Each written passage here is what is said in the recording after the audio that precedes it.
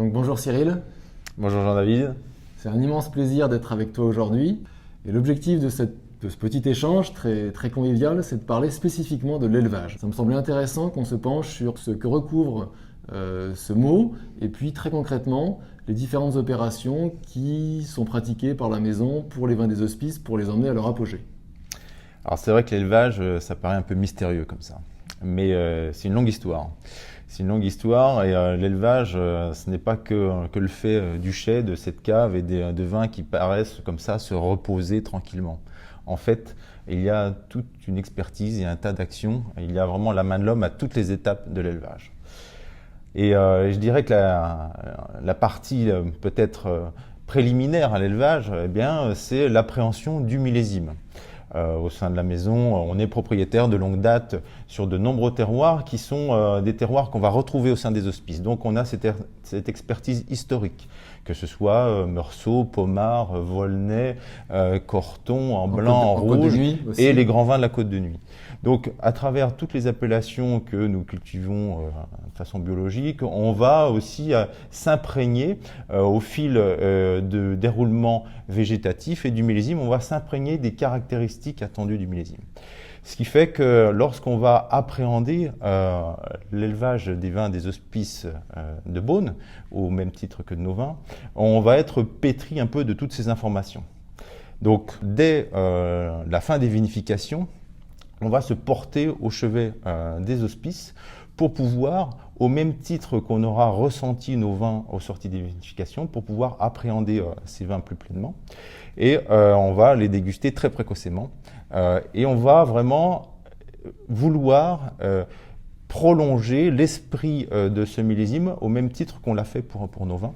On va vouloir s'imprégner, s'immerger dans l'esprit des vins dès leur sortie de vinification. Dès leur plus jeune âge. Donc on l'a vu, concrètement, ça veut dire qu'entre les vendanges et la vente aux enchères, qui a lieu le 3e dimanche de novembre, on va les déguster en moyenne avec toi, avec Alain, les autres personnes de l'équipe. On va les déguster toutes les cuvées, les 50 cuvées, à peu près 3 ou 4 fois. Alors ça c'est important parce que bien évidemment ce sont des vins très jeunes, nouveaux et en pleine évolution. Je parlais tout à l'heure des vins dans le chai, ce n'est pas statique, ces vins évoluent. Et bien évidemment, au sortir des vinifications, les semaines passant, on va pouvoir lire de mieux en mieux à travers les vins. Donc c'est important de pouvoir timer plusieurs dégustations pour avoir une vue d'ensemble et puis profiler aussi eh bien, une hiérarchie des sélections et peut-être les inverser au fil des informations que va nous délivrer le vin. C'est primordial parce qu'on ne peut pas avoir d'idées préconçues, mais on doit vraiment avoir une expertise de chaque vin, de chaque cuvée et s'en imprégner. Dans chaque millésime. Moi, un élément qui me semble aussi important, c'est que parce qu'en étant le premier acheteur depuis 20 ans, on a aussi une connaissance et une lecture des millésimes les uns après les autres, de façon successive. Et c'est vrai que c'est une information, une discussion qu'on a souvent quand on fait cette dégustation à la cuverie des hospices, avec Ludivine, avec toi, c'est se dire, ce millésime par exemple, est-ce que 2018, quels accents il a de 2009, par le côté un petit peu chaleureux par exemple, de comparer les millésimes les uns entre eux, et puis bien sûr avec notre propre recul de tous les vins qu'on a achetés depuis ces décennies, qu'on a en cave, qu'on déguste régulièrement. Donc on a vraiment cette connaissance aussi des vins et de leur évolution future. Quand je parle d'expertise, que ce soit avec Ludivine ou seul, on va s'axer sur des faits tangibles. Au-delà de l'aspect hédonique de la dégustation, on va très tôt discuter des niveaux d'acidité, de la fermeture aromatique ou de l'ouverture, de la structure. On sait pertinemment que selon la précocité d'un millésime ou au contraire son caractère tardif, les vins blancs vont être peut-être encore vraiment en phase tout juste post-fermentaire au moment de la vente. Et là, ça nécessite, par exemple, parce que c'est difficile à déguster, lorsqu'il reste quelques petits grammes de sucre à terminer, ça nécessite d'avoir un peu d'antériorité, d'empirisme pour voir le devenir du vin. Donc ces discussions autour vraiment du profil analytique du vin, structural du vin, elles sont importantes parce qu'il y a un passage de témoin entre la vinificatrice et puis l'éleveur derrière. Ça va être l'occasion de discussion. Et puis également, ce sera l'occasion d'analyses de laboratoire qui vont venir corroborer ces discussions et qui vont venir aussi imprimer une méthodologie derrière qui va permettre de suivre l'élevage. Juste après les enchères, qu'est-ce qui se passe? On commence par ce repérage, c'est ça? Derrière cette étape sérieuse de sélection, d'enchères, c'est une émulation, mais c'est aussi des gros enjeux, hein. Eh bien, on va revenir à quelque chose d'un petit peu plus posé et on va se projeter dans le chai. Et là, on va venir reconnaître les vins parce qu'on aura dégusté les vins dans le profil de cette vente. Et là, on se place dans la position où ils ont été acquis et nous en sommes déjà responsables. Et on va venir reconnaître et déguster chacun des fûts, hein, chaque pièce, parce que si il y a des lots qui sont composés de plusieurs pièces, eh bien il est important de voir chaque caractéristique de chaque fût. On parle de barriques. Les vins des hospices sont tous vendus en fût neuf. J'imagine que c'est une des premières questions qui se posent. Qu'est-ce qu'on fait des fûts? Est-ce qu'on va laisser les vins en fût neuf? Oui, non, pourquoi? La réponse, j'anticipe un peu, c'est plutôt non. Est-ce que tu peux un peu détailler ce point? Le principe de la vente, c'est de vendre l'ensemble, c'est-à-dire à la fois les cuvées dans la partie vin intrinsèque, appellation et le contenant. Lorsque on a tout un panel de fûts neufs, quel que soit le niveau d'appellation, eh bien possiblement que ce panel nécessite d'être réévalué parce que on se retrouve avec 100% de fûts neufs sur tous les niveaux d'appellation. Donc notre propos, et ce n'est pas pour le coup un mystère, mais c'est une juste adéquation, notre propos, c'est au sortir de ce premier mois ou 2 mois d'élevage, d'analyser chaque boisé et d'arriver à le niveler ou le profiler plutôt pour toute la vie du vin. Alors concrètement, comment ça se passe? Tu as un tableau, on l'a dit, on a une grande maison de Bourgogne, on a des vins dans des dizaines d'appellations, de plusieurs millésimes, on a un parc de fûts, on le voit derrière nous, qui est très important. Concrètement, tu fais quoi? Tu as un tableau et tu dis, ok, je pense que ce vin-là, admettons, là j'ai devant moi un Volnay-Centenot, le Volnay-Centenot, dans ce millésime, plutôt sera destiné à tel type de vin, de telle forêt, de tel tonnelier, de telle chauffe, de tel grain. C'est ce niveau de détail? Voilà. C'est ce niveau de détail dans le sens où tu parlais d'un Volnay-Centenot où on va avoir des attendus sur des aromatiques assez florales, une belle vivacité en bouche, beaucoup d'énergie, quelquefois des tanins un petit peu anguleux mais sans trop, avec une structure plus aérienne comparée par exemple à un vin de Pommard. Donc on va chercher à préserver cette vitalité, cette fraîcheur aromatique, cette touche plus florale et peut-être à venir travailler sur la structure de ces tanins pour correspondre et pour épanouir le vin dans ce style charmant qu'on attend de Volnay, à la fois structuré et charmant.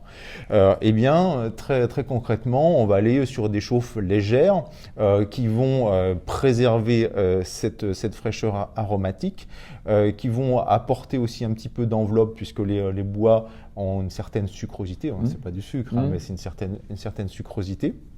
Et sur des sélections de grains extra fins qui vont vraiment, c'est un peu une image, mais qui vont vraiment accompagner cette finesse dans la structure des tanins.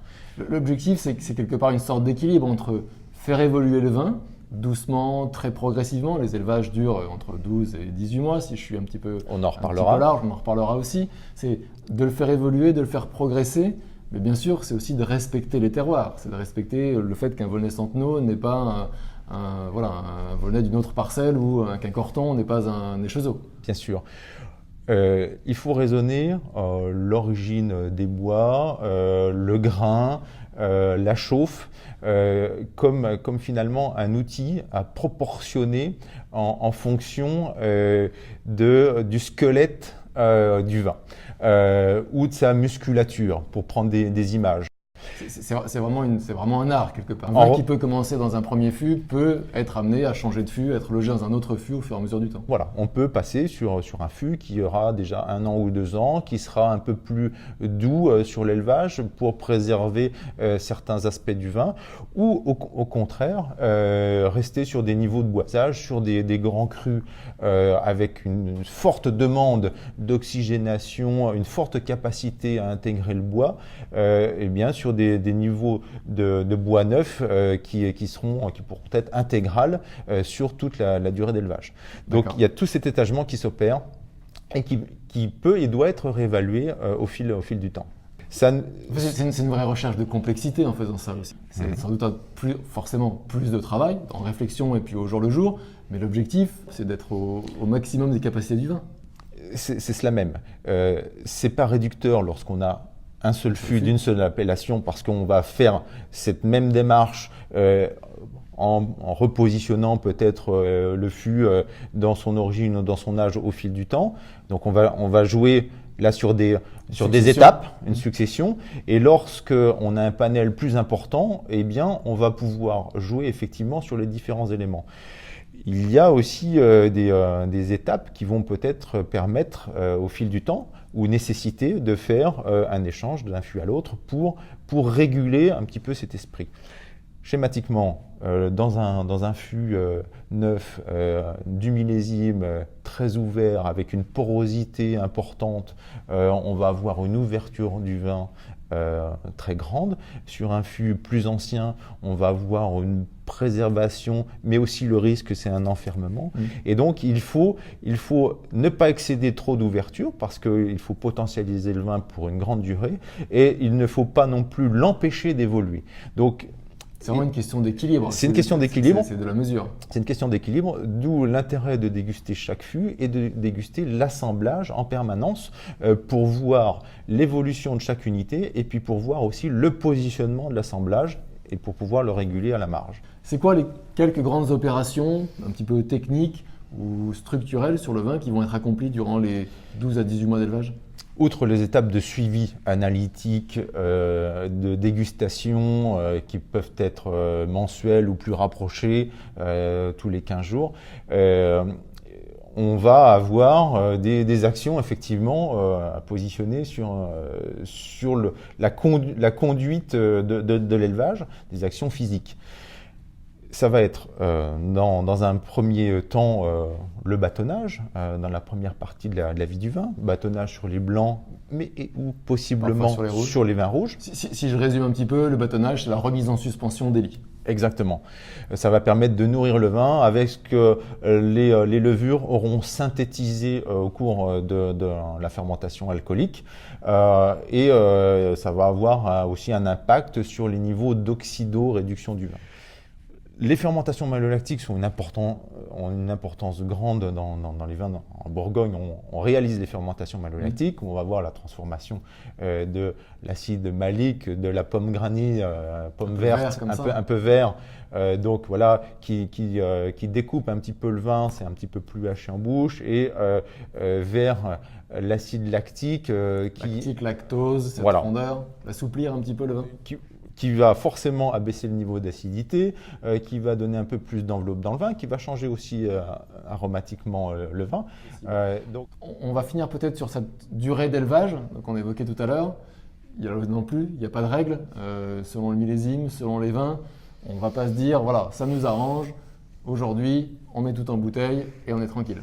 Chez nous, au contraire, nous sommes au chevet du déroulement de l'évolution des vins, de la maturation des vins.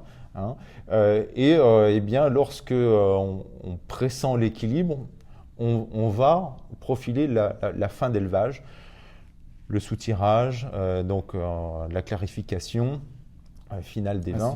Un soutirage léger, l'objectif c'est garder quand même un peu de matière dans le vin, j'imagine. Alors, s'il y a lieu au cours de l'élevage d'opérer un soutirage pour se passer effectivement des lits ou sur des vins qui seraient assez troubles et riches en gaz, sur la fin d'élevage, on va vraiment aller vers la clarification des vins.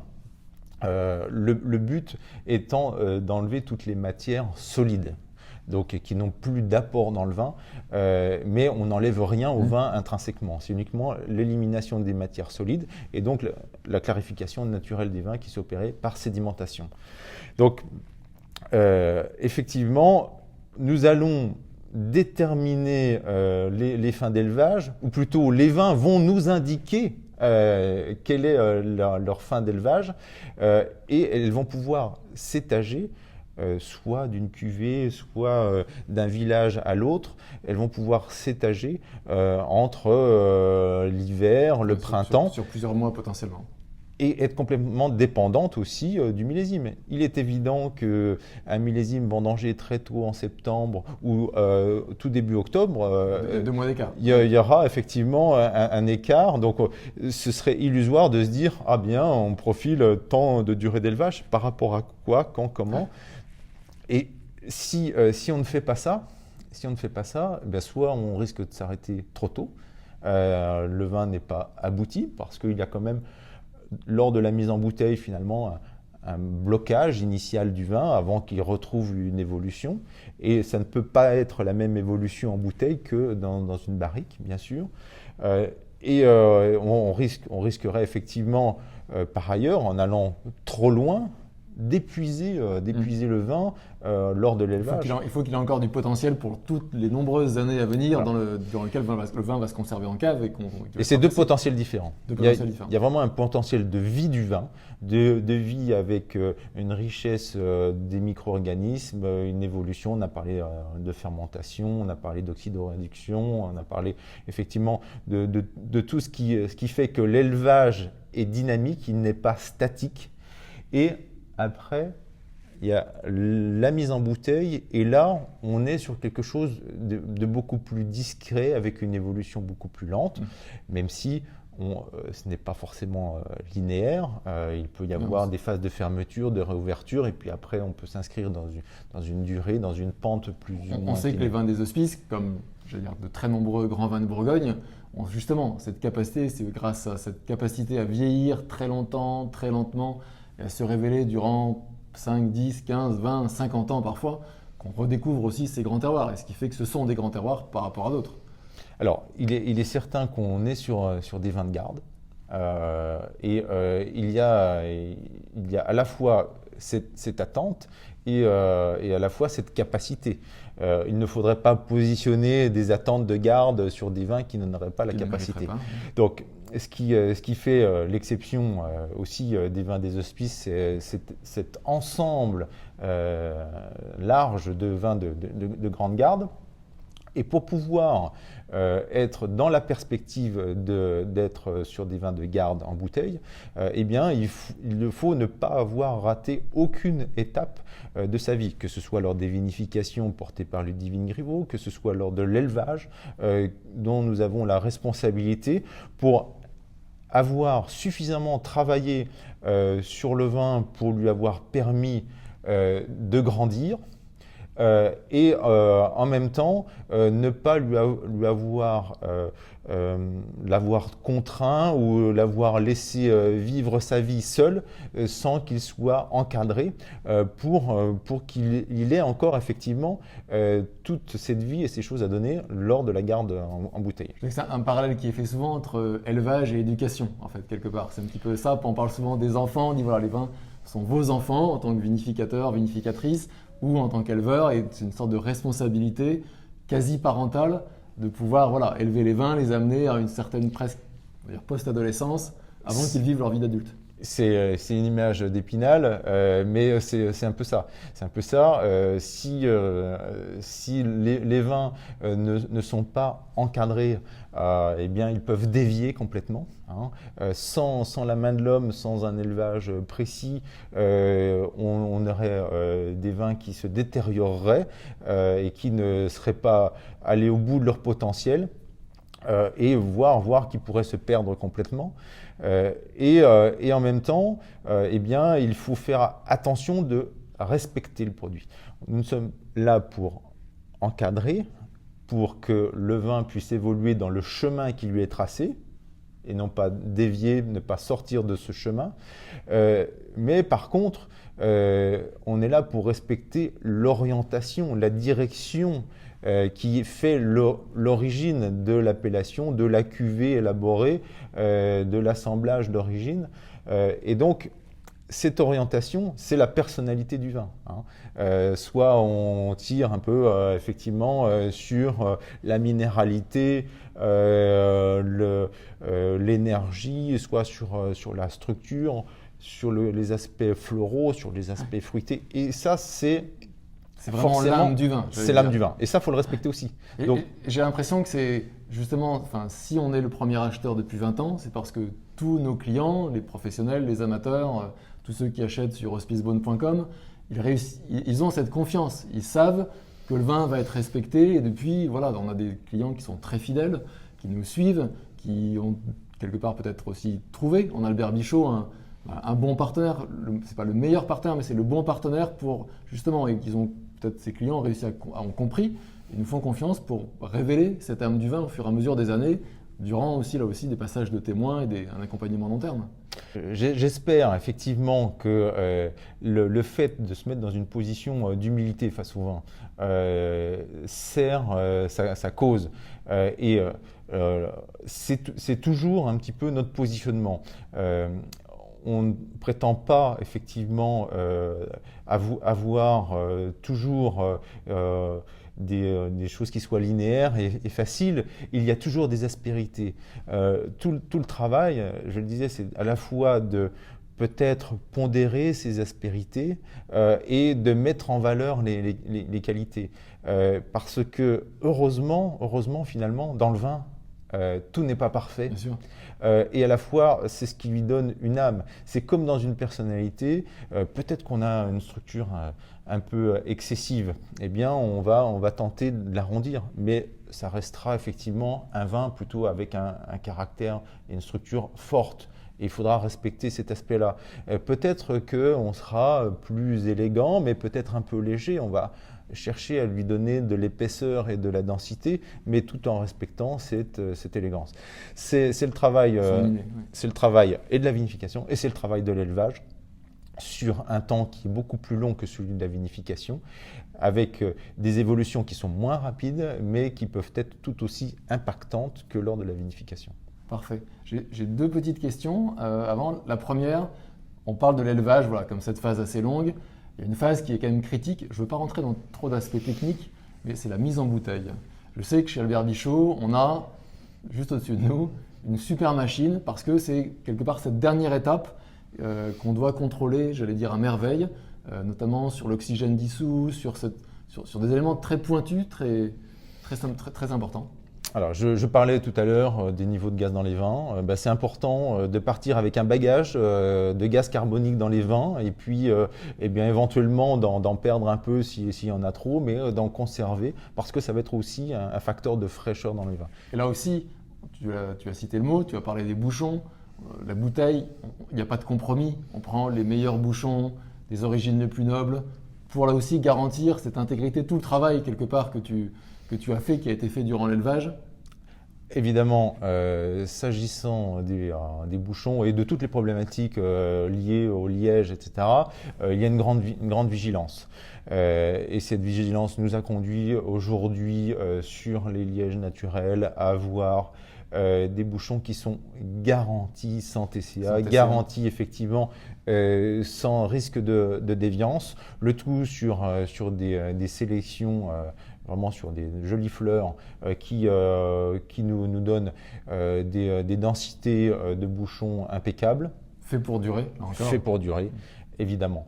Cet aspect, il est au premier plan de la conservation, de la garde des vins. On va finir, on l'a vu, voilà, élever les grands vins des hospices de Beaune chez Albert Bichot, c'est un savoir-faire, on voit que c'est aussi une passion, on voit la façon dont on en parle tous les deux. On déguste les vins souvent, avant les vendanges, entre les vendanges et les enchères. On a toute cette longue phase avec toutes ces opérations techniques durant l'élevage. On a des vins qu'on a présentés à des jolis concours aussi. Bon, la dernière question comme ça pour finir, c'est est-ce que ça ne fait pas un petit peu mal au cœur à la fin de les voir partir ces vins? Alors, c'est assez paradoxal. C'est assez paradoxal parce que on pourrait poser la question, il a déjà posé à Ludivine Griveaux, qui elle, est là pour transmettre. On parle du blues des vinifications des fois. Moi, est-ce qu'on a le blues de l'éleveur aussi? Et c'est différent pour être vinificateur et éleveur en même temps. Effectivement, passer les vinifications, on a ce blues parce que c'est une période courte, intense. On donne tout, on a l'humilité, la crainte de faire des erreurs, et puis après, l'œuvre est réalisée, on ne peut plus revenir en arrière.